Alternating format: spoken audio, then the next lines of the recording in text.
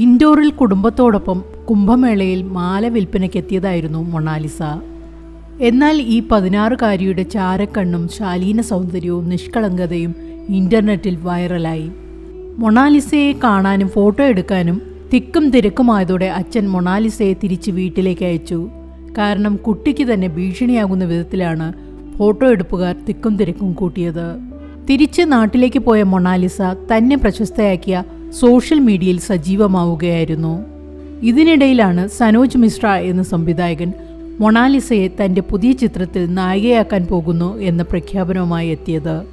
സനോജ് മിശ്ര മൊണാലിസയുടെ നാട്ടിലേക്ക് പോവുകയും അച്ഛനോടും മറ്റ് ബന്ധുക്കളോടും സംസാരിച്ച് ദ ഡയറി ഓഫ് മണിപ്പൂർ എന്ന ചിത്രത്തിലേക്ക് മൊണാലിസയുമായി കരാറുണ്ടാക്കുകയും ചെയ്തു. എന്നാൽ ചിത്രത്തിന് ഷൂട്ടെന്ന് മൊണാലിസയ്ക്ക് എത്ര രൂപ നൽകി തുടങ്ങിയ വിവരങ്ങളൊന്നും സംവിധായകൻ വെളിപ്പെടുത്തിയിരുന്നില്ല. സനോജ് മിശ്ര പറഞ്ഞത് സ്ത്രീകൾ അല്പവസ്ത്രധാരികളായി സിനിമകളിൽ ശ്രദ്ധിക്കപ്പെടാൻ ശ്രമിക്കുമ്പോൾ ശാലീന സൗന്ദര്യമുള്ളവരെയും ഇവിടുത്തെ സമൂഹം അംഗീകരിക്കുന്നു എന്നതിന് തെളിവാണ് മൊണാലിസയ്ക്ക് ലഭിച്ചിരിക്കുന്ന ഈ പ്രശസ്തി. അത് ഉപയോഗപ്പെടുത്തണം. മൊണാലിസ ഇന്ത്യയിലെ നാടോടി വിഭാഗത്തിൽപ്പെടുന്ന കുട്ടിയാണ്. താൻ മൊണാലിസയെ ഉയർത്തിക്കൊണ്ടുവരുന്നതിലൂടെ ഈ ഒരു വിഭാഗത്തിന്റെ ഉന്നമനം കൂടിയാണ് ലക്ഷ്യമാക്കുന്നതെന്നും ഇന്റർവ്യൂകളിൽ വ്യക്തമാക്കിയിരുന്നു. ഇതിന്റെ ഭാഗമായി മൊണാലിസയുടെ കുറവുകളൊക്കെ നികത്തി നല്ലൊരു നടിയാക്കാനുള്ള ട്രെയിനിങ് ആണ് താൻ കൊടുക്കാൻ പോകുന്നതെന്നും സനോജ് മിശ്ര വെളിപ്പെടുത്തിയിരുന്നു. ഇതിനു മുന്നോടിയെന്നോണം മൊണാലിസയെ ഇദ്ദേഹം മുംബൈയിലേക്ക് കൊണ്ടുപോയി.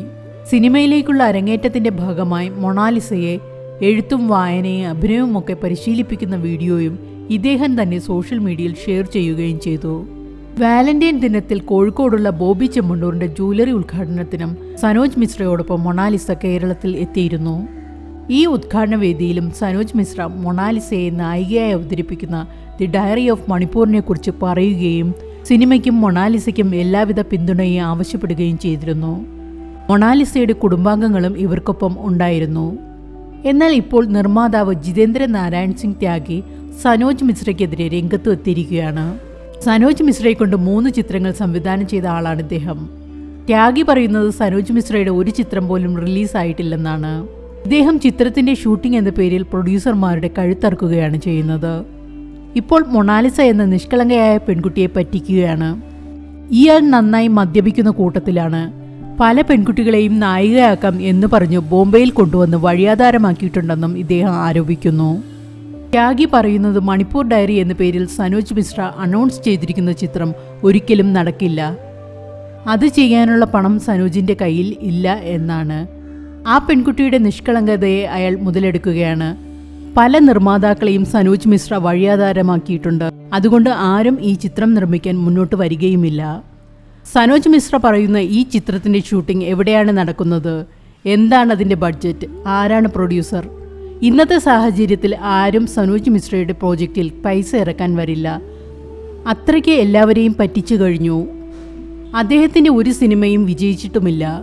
പുതിയ പ്രൊഡ്യൂസർമാരെ പറ്റിക്കലാണ് ഇദ്ദേഹത്തിന്റെ പണിയെന്നും ത്യാഗി ആരോപിക്കുന്നു. സനോജ് മിശ്ര സംവിധാനം ചെയ്ത തൻ്റെ ചിത്രം അവസാനം സ്വന്തം സ്വാധീനം ഉപയോഗിച്ചാണ് തിയേറ്ററുകളിൽ റിലീസ് ചെയ്തതെന്നും ഇദ്ദേഹം അവകാശപ്പെടുന്നു. സിനിമ നിർമ്മിക്കാൻ വേണ്ടി ചിലവഴിച്ച തുകയുടെ 10% പോലും തിരിച്ചു കിട്ടിയില്ലെന്നും ഇദ്ദേഹം പറയുന്നു. ഇതുപോലുള്ള ഫ്രോഡ് ആൾക്കാർ സിനിമാ രംഗത്ത് ധാരാളമുണ്ടെന്നും അവർക്ക് പണിയും അറിയില്ല, പണം സമ്പാദിക്കുകയും വേണം. മൊണാലിസയെ ഉപയോഗിച്ച് സനോജ് മിശ്ര സ്വന്തം പബ്ലിസിറ്റി ഉണ്ടാക്കിയെടുക്കുകയാണെന്നും ത്യാഗി ആരോപിക്കുന്നു. ഈ ആരോപണം ഉന്നയിക്കുന്ന പ്രൊഡ്യൂസറുടെ യഥാർത്ഥ പേര് സയ്യദ് വാസിം റിസ്വി എന്നാണ്.